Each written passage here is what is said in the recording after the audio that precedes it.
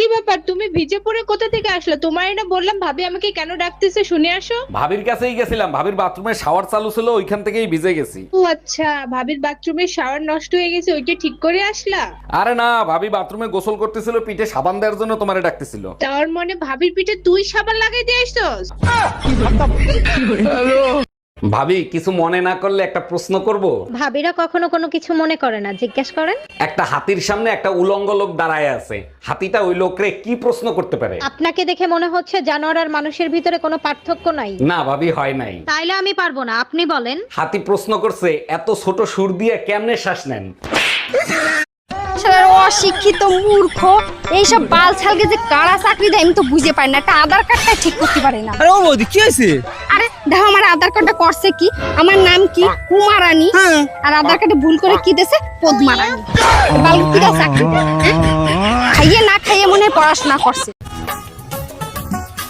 কেউ মনে হয় খেয়াল করছে না আমি একজনের সাথে দুদিন ধরে কথা বলছি না। কেউ কি এই বিষয়ে কিছু বলবে? Thank you. ধুর, আর কোনোদিনও কথা বলবো না।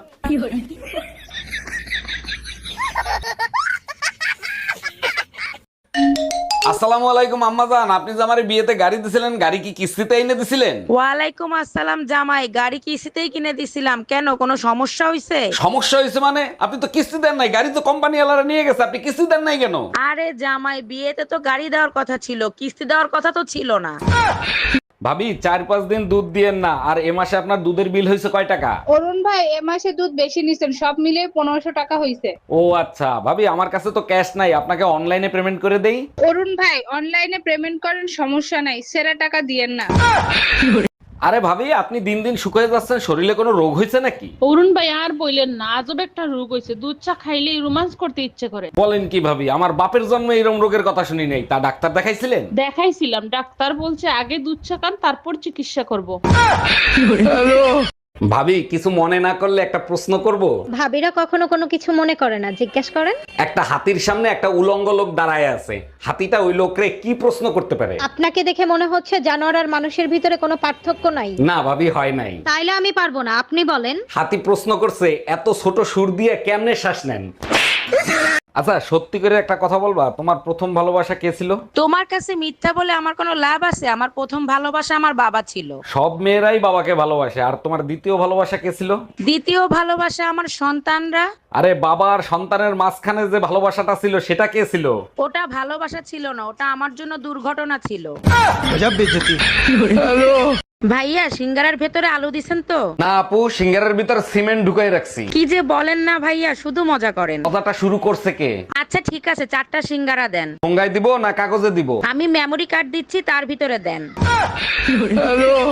এই 10,000 টাকা দাও, মেকআপের সবকিছু শেষ হয়ে গেছে, মেকআপ আনতে হবে। মাসে 30,000 ইনকাম করি, 10,000 তোমার মেকআপ খরচ, তাইলে সংসার চালাবো কেমনে? যখন জানোই এই টাকা দিয়ে সংসার চালাতে পারবে না, তাহলে বিয়ে করছিলা কেন? তুমিও তো জানো মেকআপ করলে তুমি কোনোদিন ফর্সা হইতে পারবে না, তাইলে মেকআপ করো কেন?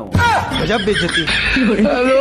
অরুণ ভাই, শুনলাম আপনি কিছু হইলেই নাকি ভাবিরে লাথি মারেন। ভাবি সব সময় তো মারি না, মাঝে মাঝে আপনার ভাবির উপকারের জন্য মারি। এইটা কেমন কথা বললেন? লাথি মারলে আবার কিরকম উপকার হয়? আপনার ভাবি বলছিল স্বামীর পায়ের তলে নাকি জান্নাত, তাই মাঝে মাঝে জান্নাতে পাঠাই।